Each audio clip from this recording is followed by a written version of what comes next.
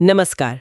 वृंदावन एक ऐसी धरती जिसके बारे में कहते हैं कि वहाँ की हवाओं में आज भी कृष्ण की बांसुरी गूंजती है। बिल्कुल, और गोपियों के घुंघरुओं की आवाज भी। हाँ, तो आज हम कुछ स्रोतों के आधार पर वृंदावन से जुड़ी कुछ ऐसी कहानियों, ऐसी मान्यताओं की गहराई में उतर रहे हैं जो हजारों लाखों लोगों के लिए मतलब उनकी आस्था का केंद्र है। सही कहा।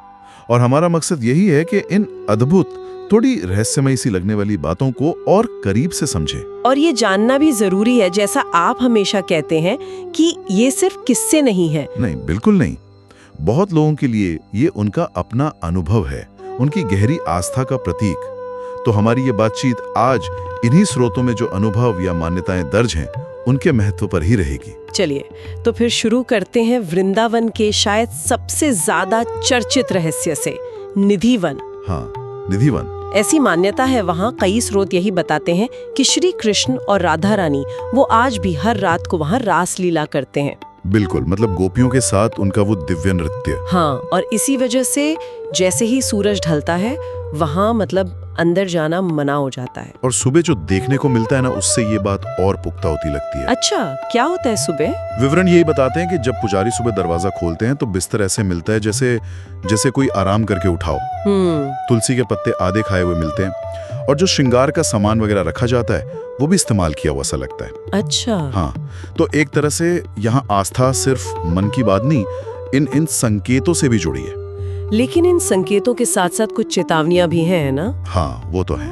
कहते हैं कि अगर कोई रात में रुक जाए निधिवन में जानबूझकर या गलती से, हाँ, तो या तो वो पागल हो जाता है या फिर उसकी मृत्यु तक हो सकती है। ऐसी बातें सुनने में आती हैं। और कुछ लोग मतलब जो आसपास रहते हैं वो रात में पायल और बांसुरी की आवाजें सुनने का दावा भी करते हैं। हाँ, ये बातें भी प्रचलित हैं। तो क्या स्रोत ऐसी किसी घटना का जिक्र करते हैं जहाँ कोई सच में रात में रुका हो? हाँ, एक वाक्या मिलता है। करीब 12 साल का एक लड़का था। वो अनजाने में मतलब रात के वक्त निधिवन पहुंच गया। ओह। और उसे वहां अजीब सा दिव्य प्रकाश और संगीत सुनाई दिया, ऐसा उसने बाद में बताया। फिर वो बेहोश मिला सुबह। और होश आने पर? होश आने पर उसने यही कहा कि उसने साक्षात कृष्ण और राधा को नाचते हुए देखा था। ये अनुभव इतने गहरे होते हैं ना कि असर छोड़ जाते हैं। ऐसा ही एक और किस्सा दिल्ली के एक फोटोग्राफर का भी है। हाँ, सुना है मैंने भी। वो तो शायद पूरी तैयारी से मतलब जिद के साथ गया था कि वो इन चमत्कारों को कैमरे में रिकॉर्ड करेगा। रात में छिप गया वहीं। और सुबह जब मिला तो बिल्कुल हक्का बक्का, मतलब उसकी मानसिक स्थिति ठीक नहीं थी। बस एक ही बात दोहरा रहा था, उनका नाचना, वो रोशनी, सब सच था। अरे बाप रे। कहते हैं बाद में उसे इलाज की जरूरत पड़ी और वो फिर कभी पूरी तरह से ठीक नहीं हो पाया। ये घटनाएं वाकई सोचने पर मजबूर करती हैं। और ऐसा नहीं कि ये अनुभव सिर्फ निधिवन तक ही हैं। वृंदावन में और भी जगह, जैसे संत हरिदास जो तानसेन के गुरु थे, उनकी भक्ति इतनी गहरी थी कि कहते हैं स्वयं राधा कृष्ण ने सेवा कुंज में उनके लिए नृत्य किया था। अच्छा, सेवा कुंज? वहाँ के लिए भी तो रात में रुकने की मनाही है, बिल्कुल निधिवन की तरह। हाँ, बिल्कुल वैसी ही मान्यता है। वृंदावन में ऐसी कई जगहें हैं जहाँ इस तरह के अलौकिक अनुभवों की बातें होती हैं। तो ये तो हुई सामूहिक मान्यताओं और निधिवन जैसी जगहों की बात। क्या व्यक्तिगत स्तर पर मतलब किसी एक व्यक्ति के साथ हुए चमत्कार का भी जिक्र मिलता है? हाँ, मिलता है। बांके बिहारी मंदिर की एक घटना बताई जाती है। शायद 1980 के दशक की बात होगी। क्या हुआ था? एक भक्त थे जो देख नहीं सकते थे। वो दर्शन की बहुत तीव्र इच्छा लेकर मंदिर में थे, रो रहे थे, और उन्होंने चरणामृत मतलब भगवान के स्नान का पवित्र जल अपनी आंखों पर लगाया। और फिर कहते हैं चमत्कार हुआ, उनकी आंखों की रोशनी वापस आ गई। स्रोत ये भी बताते हैं कि मंदिर के कई सेवक आज भी इस घटना की गवाही देते हैं। अविश्वसनीय। भक्ति में इतनी शक्ति, सुनकर ही श्रद्धा होती है। बिल्कुल। और भक्ति की शक्ति का एक और उदाहरण राधा कुंड के पास का भी है। बताइए। एक बहुत वृद्ध साधु थे, सालों से वहीं तपस्या कर रहे थे, बस राधे राधे जपते रहते थे। तो कहा जाता है कि एक दिन उन्हें राधा रानी ने साक्षात दर्शन दिए, एक दिव्य ज्योति के रूप में, और उसी रात वो शांत भाव से ब्रज की मिट्टी में ही विलीन हो गए।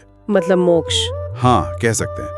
ये किस्से भक्ति की उस ऊंचाई को दिखाते हैं जहाँ भक्त और भगवान एक हो जाते हैं। तो कुल मिलाकर अगर देखें, वृंदावन की ये कहानियाँ, ये मान्यताएं, ये विश्वास, रहस्य और कुछ कुछ अलौकिक से लगने वाले अनुभवों का एक गहरा ताना बाना बुनती हैं। सही बात है। चाहे वो निधिवन का अनसुलझा रहस्य हो या सेवा कुंज की बात हो या फिर बांके बिहारी मंदिर में हुआ वो चमत्कार, ये चीजें आज भी लोगों को, भक्तों को और हम जैसे जिज्ञासुओं को भी अपनी तरफ खींचती हैं। हाँ, और ये सारे वृत्तांत, जैसा कि स्रोत बताते हैं, वो वृंदावन की एक तीव्र आध्यात्मिक ऊर्जा की तरफ इशारा करते हैं, और ये भी कि वहाँ देवता की एक जीवंत उपस्थिति में लोगों का कितना गहरा विश्वास है। बिल्कुल। ये दिखाते हैं कि कैसे आस्था और लोगों के अपने अनुभव और पीढ़ियों से चली आ रही मान्यताएं, ये सब मिलकर किसी जगह को इतना पवित्र और रहस्यमयी बना देते हैं। और अंत में शायद ये सवाल मन में रह जाता है कि क्या ऐसे दिव्य अनुभव, ऐसी अनुभूतियां सिर्फ पुराने जमाने की बातें हैं? मतलब क्या ये सिर्फ कथाओं में है? सोचने वाली बात है। या फिर आज भी अगर कोई सच्ची श्रद्धा और खुले मन के साथ वृंदावन जाए तो क्या उसे भी कुछ ऐसा ही अलौकिक अनुभव हो सकता है? कौन जाने। आस्था और अनुभव के बीच की वो बारीक सी रेखा शायद हमेशा ही हमें सोचने पे मजबूर करती रहेगी।